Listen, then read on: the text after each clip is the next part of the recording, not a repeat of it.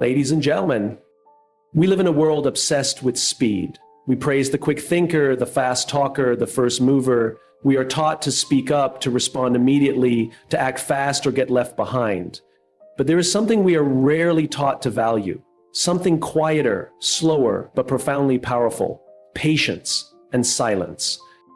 These aren't just passive states. They are energies, forces, and if you learn how to use them, they will change your life.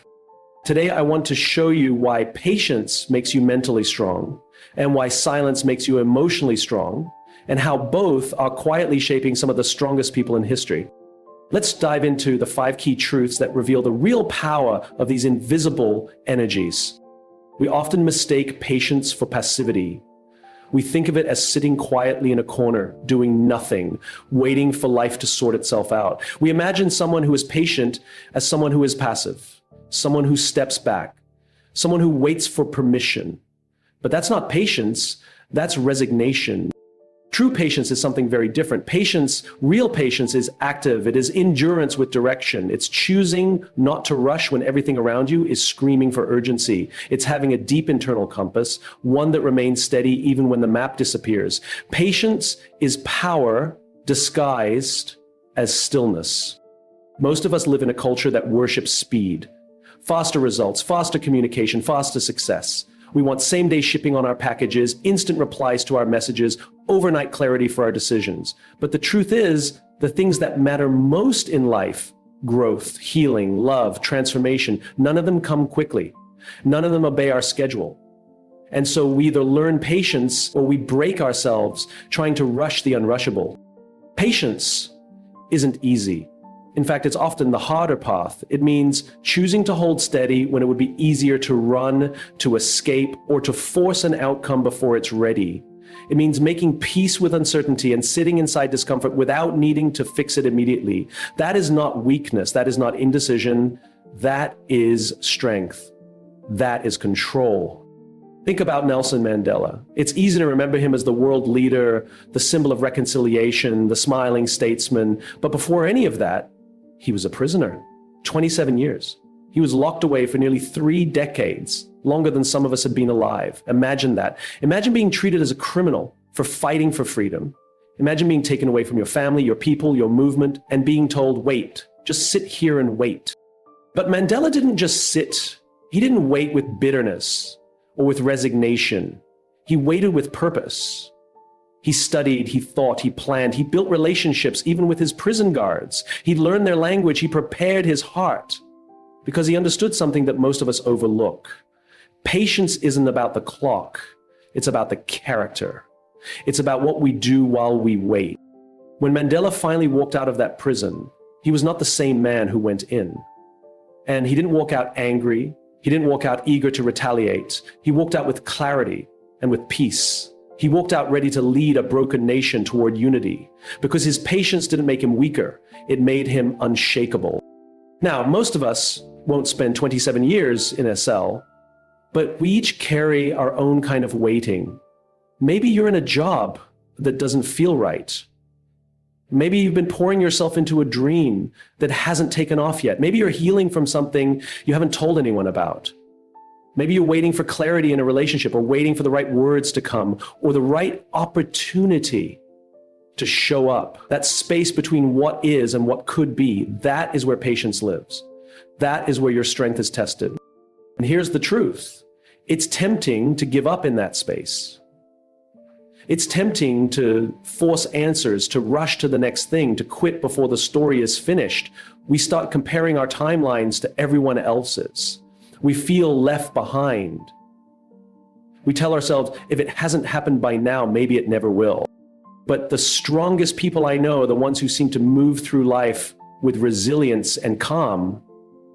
They're not the fastest. They're not the loudest.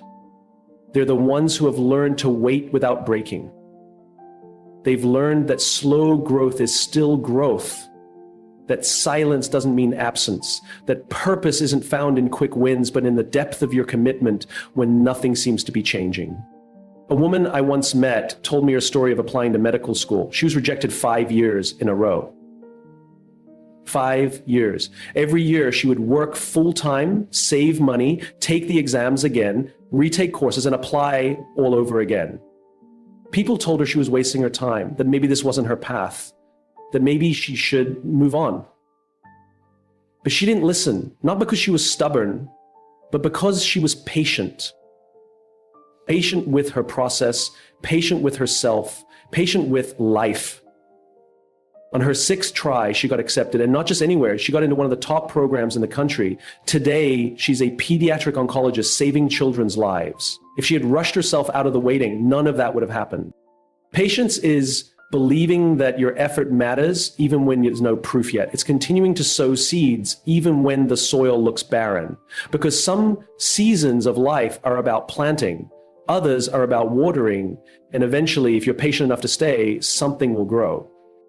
That doesn't mean doing nothing. It means staying in control while time and life do their work. It means choosing to breathe instead of panic. It means learning to live in the not yet without losing sight of what could be. In psychology, there's something called delayed gratification, the ability to resist the temptation of an immediate reward in order to get a better one later. It's one of the most powerful indicators of long-term success. In a famous study known as the marshmallow test, children were given the choice between 1 marshmallow now or 2 if they could wait 15 minutes. The kids who waited, they grew up to have higher academic scores, healthier relationships, and better emotional regulation. What does that tell us? That patience isn't just a soft virtue. It's a predictor of strength, of wisdom, of future potential. The ability to delay, to endure, to hold steady, that's what builds substance in a person. We all want to be the person who doesn't flinch when life gets uncertain. We all want to be the one who others look at and say, how do they stay so grounded? The answer is patience. It's built day by day in the choices we make. Do we react or do we reflect? Do we quit or do we recalibrate? Do we chase speed or do we seek depth? You don't need to be extraordinary to be patient. You just need to decide that your peace is more valuable than your pace, that the journey matters more than how quickly you arrive, that the process itself is shaping you in ways you can't yet see. So the next time you find yourself in that in-between space between who you are and who you're becoming, don't rush it. Don't fight it. Instead, ask yourself, what can I build in this waiting? Because the waiting isn't empty. It's where your strength is being formed. Patience isn't the absence of action. It's the highest form of action, the kind that trusts in the long game, the kind that stays rooted in purpose, even when the results are delayed, the kind that, like Mandela, can walk out of the storm stronger than ever, not because it never broke you, but because you chose not to break. That is the quiet power of patience, not waiting, but enduring with purpose. We live in a culture that rewards noise. The person who talks the most in meetings is often assumed to be the smartest. The one who responds the quickest is seen as the most confident. We're constantly encouraged to speak up, stand out, make our voice heard. And while there's nothing wrong with that, we've started confusing volume with value. We think that to be strong, we have to be loud. That power lies in expression, in being heard. But real strength, deep, emotional, grounded strength, often comes from the opposite place, not from how loudly we speak, but from our willingness to be silent. Silence isn't weakness, it's not withdrawal, it's not absence. Silence is where we listen, and where we learn, is where we hear the things that noise drowns out: emotion, intention, intuition, and truth. And that truth isn't just about others, sometimes it's about ourselves, what we truly feel, what we're afraid to say out loud, what we haven't yet figured out. Silence gives it space to surface. In 2018, the Harvard Business Review published a study on emotional intelligence and leadership effectiveness.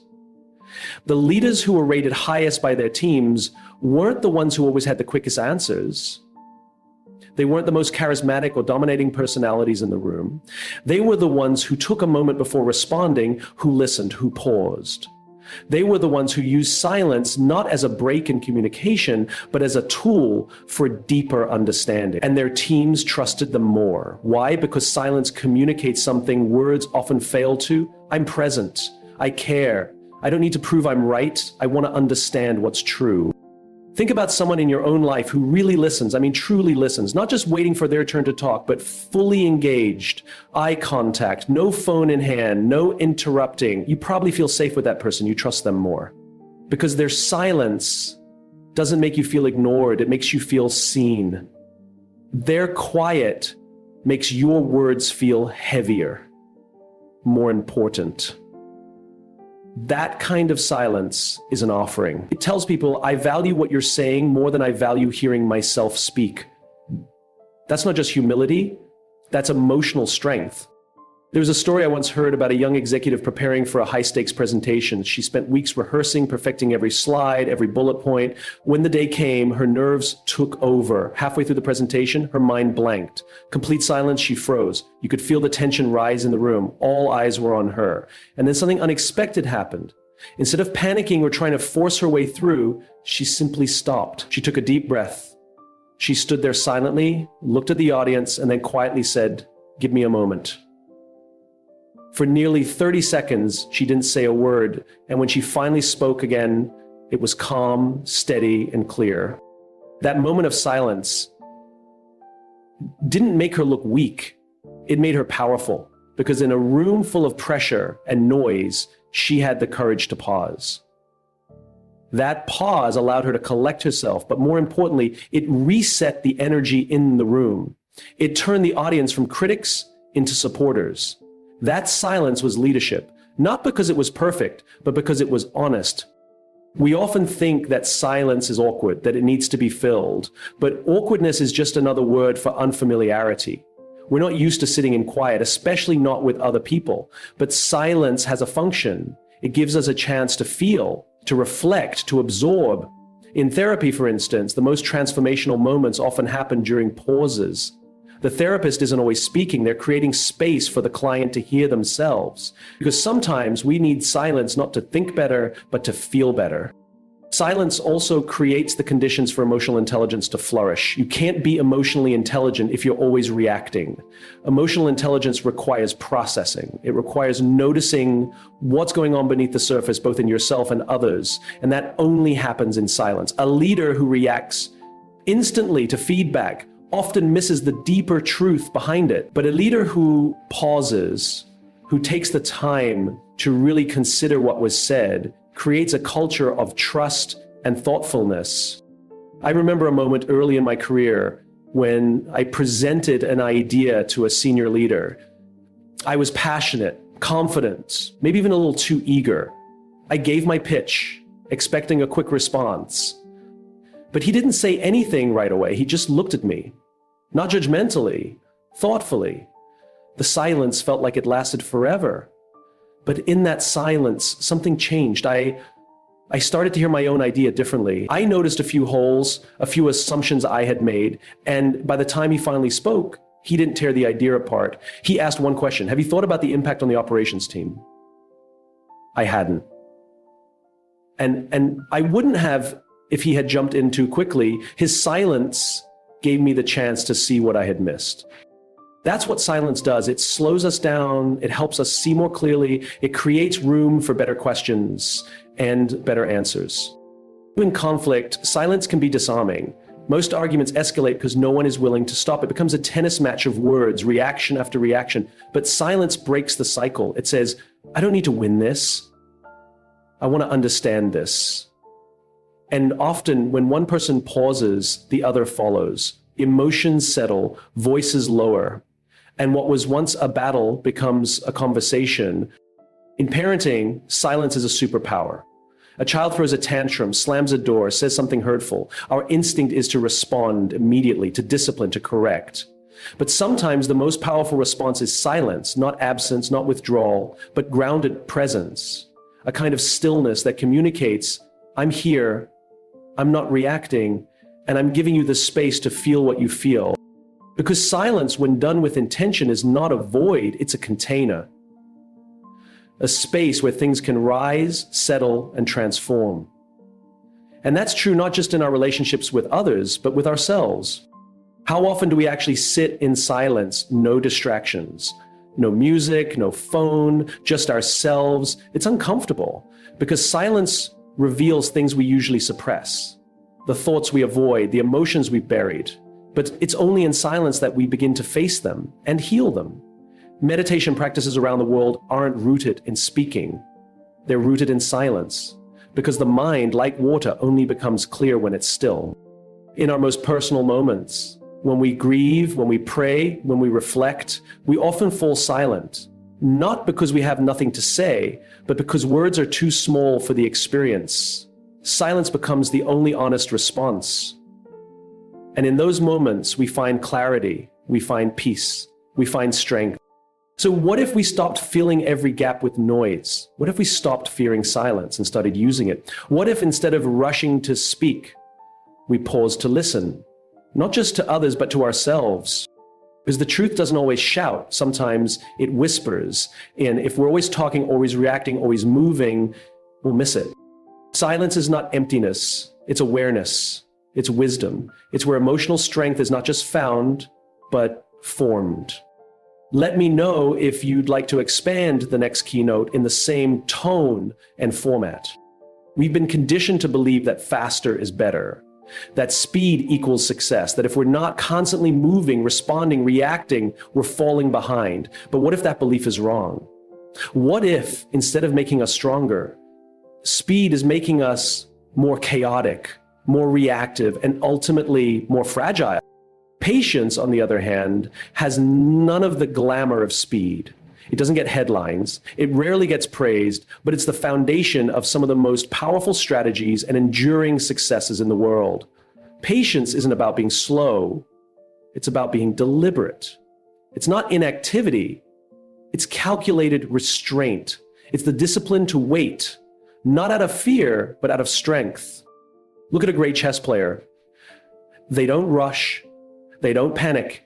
They study the board. They anticipate not just their next move, but the 5th, the 7th, the 10th. They're thinking in layers. They're watching what their opponent isn't saying with their moves. And they sit in the discomfort of not acting too soon because they know that every move they make must serve the strategy. That kind of thinking only comes from patience. In business, Warren Buffett is often misunderstood as someone who simply buys and holds stocks. But his genius isn't just in holding, it's in waiting. He studies companies for years before he invests. He watches cycles, he reads balance sheets, management behavior, consumer trends, and then he waits, sometimes for months, sometimes for decades. And when the right opportunity finally shows itself, he moves, not out of impulse, but out of clarity. He once said, "The stock market is a device for transferring money from the impatient to the patient." That line isn't about finance, it's about mindset. It's about knowing that impulsiveness has a cost and patience has a payoff. Every rushed decision is a future regret waiting to happen. Think about your own life. The job you took because you felt pressure. The message you sent because you didn't want to sit with the unknown. The investment you made or the relationship you jumped into because waiting felt too uncomfortable. And how often do those choices come back to haunt you? There's a kind of internal chaos that gets created when we move without thinking, when we confuse urgency with importance, when we chase fast wins instead of meaningful outcomes. And the more we operate from that place, the harder it is to see clearly that chaos. Patience is the opposite of that. Patience clears the noise. It creates space. It allows you to hear what's really going on beneath the surface. That clarity is essential, especially when the stakes are high. The strongest leaders aren't the ones who know everything. They're the ones who can hold tension without flinching, who can resist the temptation to act just to feel like they're doing something, who know the value of not moving until the time is right. There's a story about a general who was asked how he made decisions during wartime. He said, "When in doubt, I wait, because acting on unclear information is more dangerous than doing nothing at all." That kind of thinking goes against our instincts. We're wired for movement, for resolution, for certainty. But when we move from impatience, we often step into traps of our own making. A friend of mine once ran a startup that had gained a lot of attention early on. Investors were knocking at the door, articles were being written, and expectations were sky high. And he felt the pressure to scale fast, to raise more money, to hire more people, to expand the product line. It all looked like progress, but it wasn't strategic. It was reactive. It was built on speed, not stability.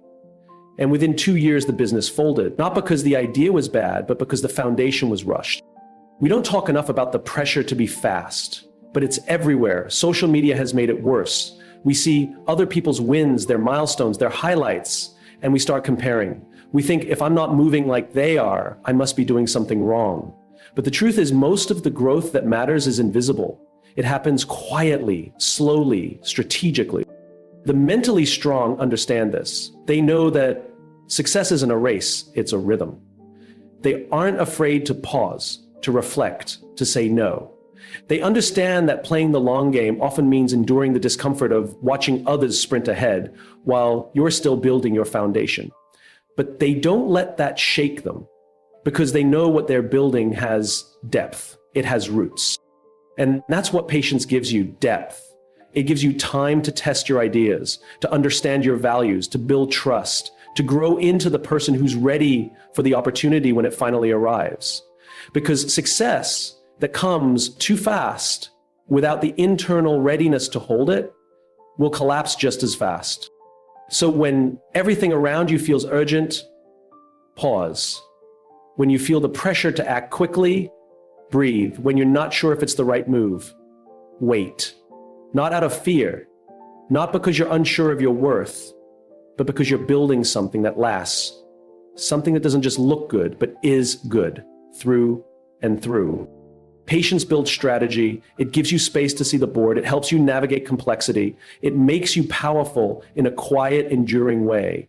Because when others are lost in the chaos of speed, you'll still be grounded in the clarity of purpose. And that's a power no amount of noise can match. We've all been there. In the heat of an argument, when the adrenaline is high and the need to defend ourselves feels almost instinctual. Words get sharper, voices rise, and suddenly no one's really listening anymore. It becomes less about resolving the issue and more about proving a point, about winning.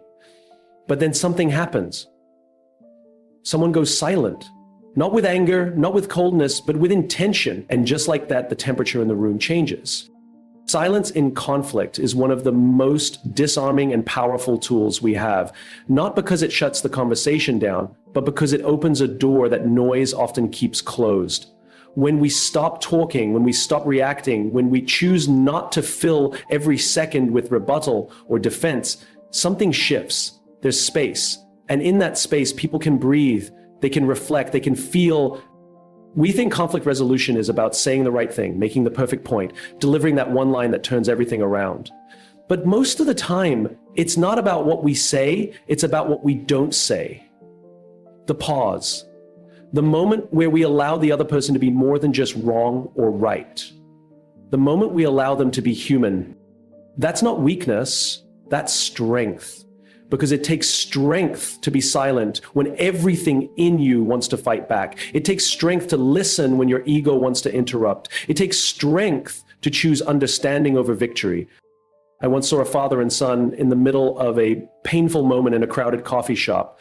The son was maybe 17, angry, frustrated, clearly carrying something heavy. He was snapping, raising his voice, blaming. The father looked like he was about to explode. You could see it, the red in his face, the tension in his body. But then instead of lashing out, he leaned back, he exhaled, he looked at his son, and he didn't say anything. Not for a few long seconds. And in that silence, something broke.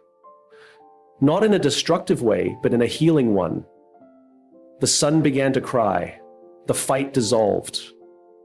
The father didn't yell. He didn't accuse. He just said softly, "Tell me what you really want me to understand." That moment didn't need a lecture. It didn't need a punishment. It needed space. It needed safety. It needed silence. We assume silence in conflict means weakness or that we're giving up our position. But silence isn't surrender. It's a signal. It says, I'm not here to win. I'm here to connect. And connection builds trust, not because you agree with everything someone else says, but because you're showing them that they're safe enough to be honest. You're showing them that you won't shut them down or escalate their vulnerability into something to be used against them. One of the most valuable tools used by professional negotiators, therapists, and mediators is the intentional pause. They don't fill every silence. They don't rush to solve. They wait. because they understand something essential about human behavior. People need to feel heard before they can hear. And sometimes words get in the way of that. Think about a time when someone gave you their silence. Not the cold, distant kind, but the warm, attentive kind. The kind where you felt like you could say what you really needed to say, without interruption, without judgment, without fear of being misunderstood. That kind of silence doesn't make people retreat. It invites them forward. We all want to be understood. And the quickest way to make someone feel misunderstood is to respond before they're finished speaking, to interrupt their emotion with our explanation, or to use our words to overpower theirs. But silence says, you matter more than my immediate need to explain myself. It shifts the dynamic from reaction to reflection. In every relationship, whether it's personal or professional, conflict is inevitable, misunderstandings happen, emotions get triggered, but trust is built in how we handle those moments. Do we rush to defend, or do we pause to understand? Do we fight to be heard, or do we make room to hear? Silence honors not just the other person's emotions, but our own. It keeps us from saying something we'll regret.